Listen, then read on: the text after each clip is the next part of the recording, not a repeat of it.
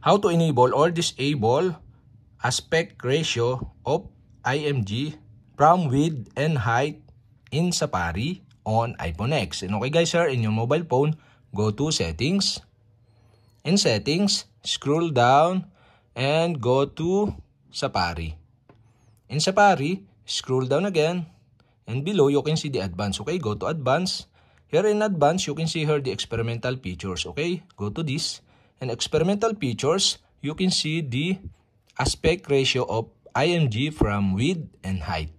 And the aspect ratio of IMG or image from width and height is disabled. To enable this, you'll have to do is switch on the switch button on the right side. And okay guys, we have successfully enabled. And to disable again, you'll have to do is switch off the switch button on the right side. And okay guys, we have successfully enabled or disabled aspect ratio of IMG or image from width and height in Safari on iPhone X.